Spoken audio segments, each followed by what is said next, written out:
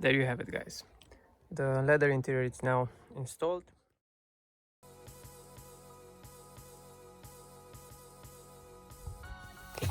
Due to the fact that we need to work with electronics here, and also especially the airbag connector, the manual is recommending to remove the battery, and it is requested to remove the battery with ignition on.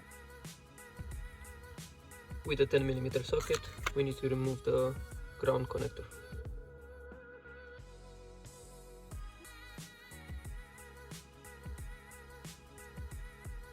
Okay, so this is how you take the seat out.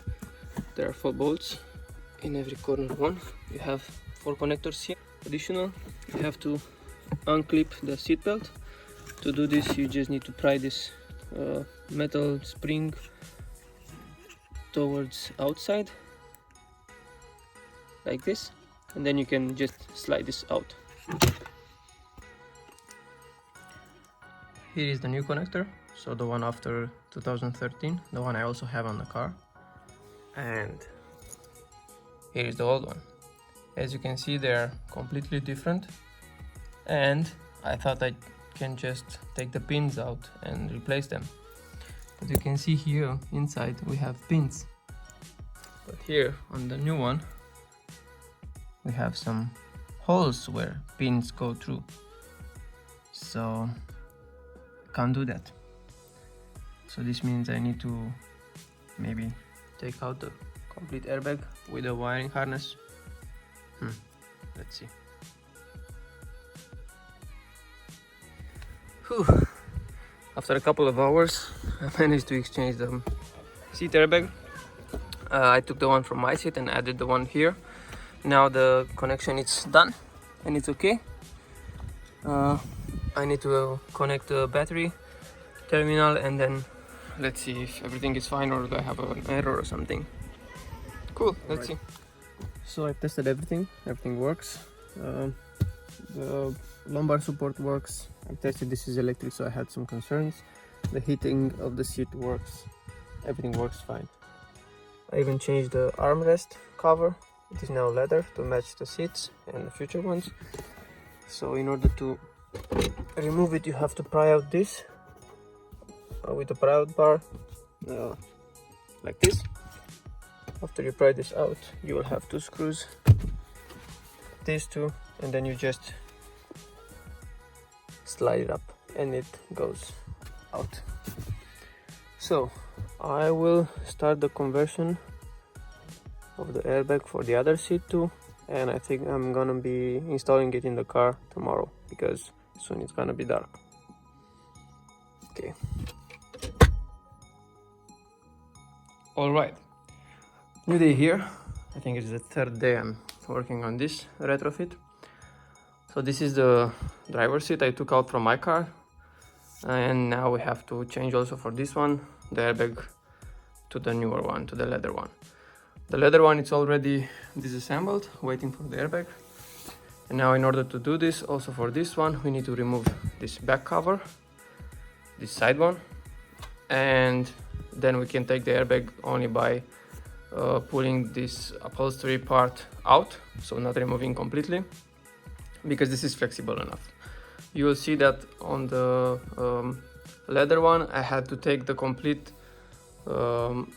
part of the seat out because the leather it's harder and it doesn't allow me to flex it that much. Okay, so I will start the time lapse and I will show you how we did this.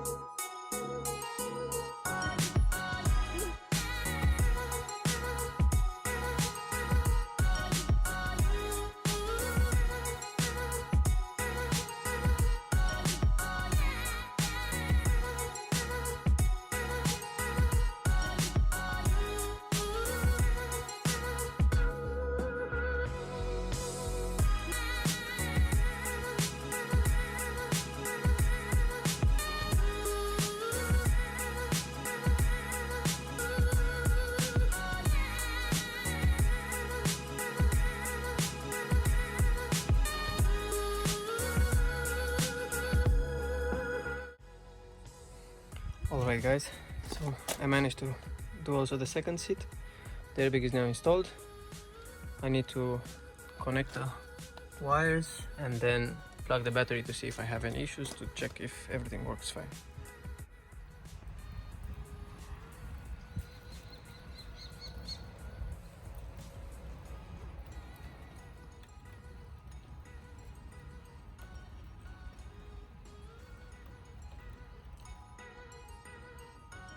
Well, it's the next day here.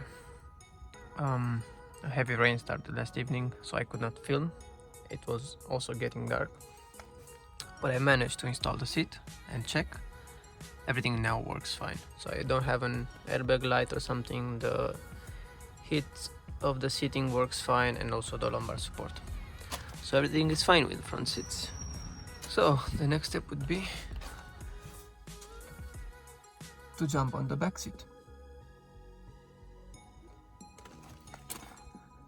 So because I took the seats from an Audi A5 and this is an Audi Avant A4, we'll have some issues. As you can see here, for the Avant cars, we have some top tether support here, and also on the other part of the back seat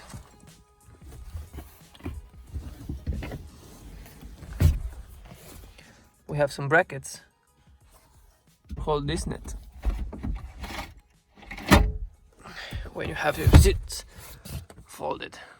So in order to keep the functionality, we need to keep the back plane of the seats. In order to do this, we need to remove the fabric and also the padding inside the seats. I assume that for the lower side of the seat everything should be plug and play, but you never know. We will start with the lower part. In order to remove it, we have to take out this isofix bracket, so these plastic ones, and then we have to pull hard enough in order to unclip two clips, one from here, one from the other side. And as far as I understood, we also need to replace those ones because they will break. So let's try and take them out. These ones are very easy to take out. You just have to unclip the isofix support from this lower channel, lower groove. You just have to lift, or actually you have to press on this fixture in order to push it lower, and then it just pops out. All four brackets are off, and I also pull this thing up. So now I just have to take it out.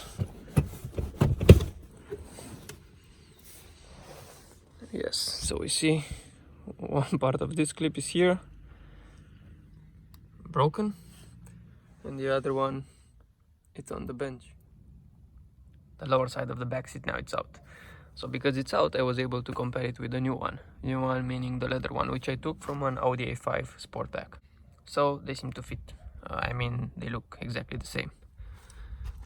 The next step would be to take this out. In order to take it, we have to remove some bracket in here. It's a little dark, you cannot see it.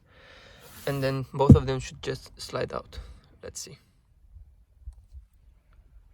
In order to remove this bolt, you need a T30 key. Let's take it out. After you remove the screw, there is a black bracket here, a metal bracket that you need to take out. I think it's not possible to get it on the top side, so then maybe I need to just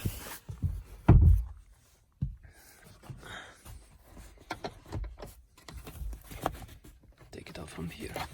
Yes, that's it.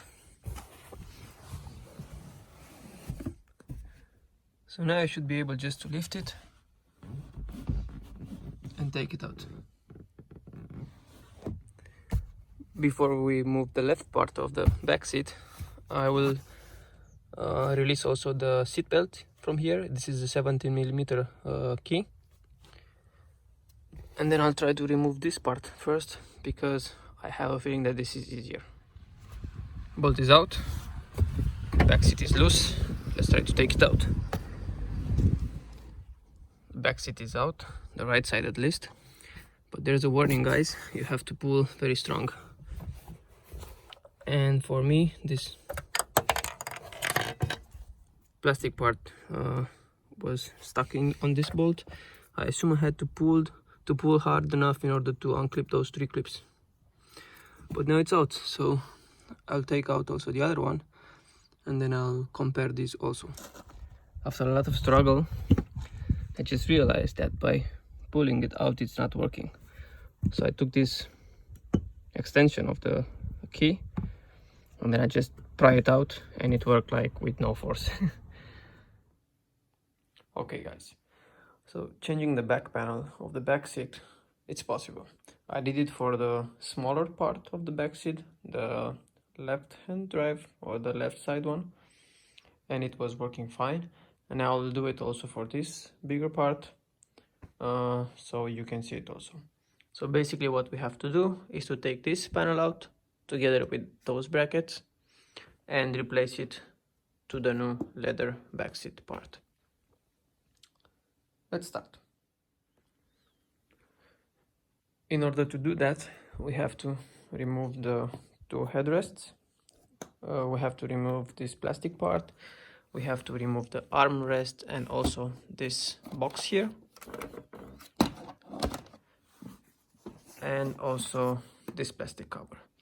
Then we'll start by prying out the fabric on the top side, then getting down on the sides, and last part would be the bottom side.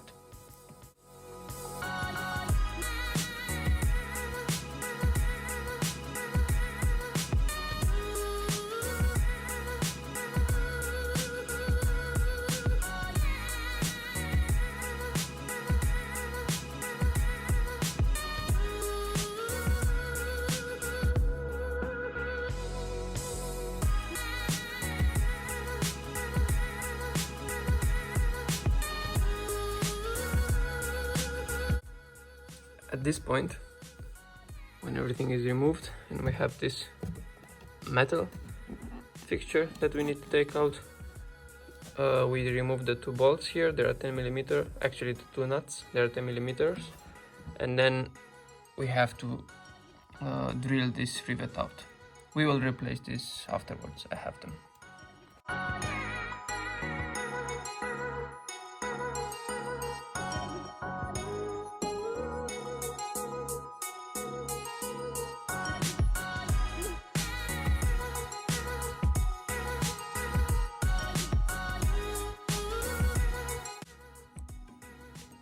Now we have to unlock these headrest retainers. You see they have a small clip, and I just need to pry them out.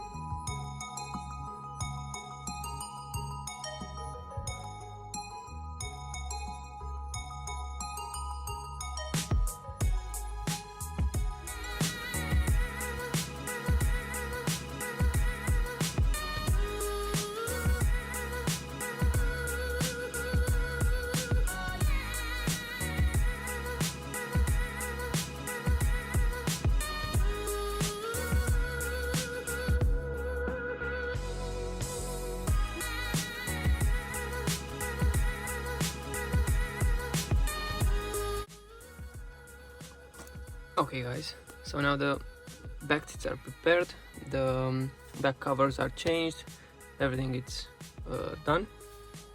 Now we will start with the assembly of the back seat, but in order to do that we need to start with these pillar covers. You see, these are the fabric ones and this will be the leather ones. I'll take a key and then I'll start with this. It's getting dark, so I assume I cannot film this anymore, but I will show you in the morning the final result. There you have it guys. The leather interior is now installed. Front seats, back seat, everything is done, working fine, all the functionality is kept. Does it worth it? Do I like it? I love it. So from my point of view, this looks great. It's a good addition to my car. Actually, this is the thing which was missing when I bought the car. The only thing I didn't like. What is your opinion? Please comment down below. Tell me if you like it, if you think it worth the effort, the trouble, and if you would do such a retrofit to your car. So to answer the questions, can you install a right-hand drive interior to a left-hand drive car? Yes, you can, but you need to change the presence sensor for the passenger. Can you install an Audi A5 interior into an Audi A4? Yes. If it's a estate, you have to do some changes for the back seat to keep the functionality for the top tether and also for the cargo net.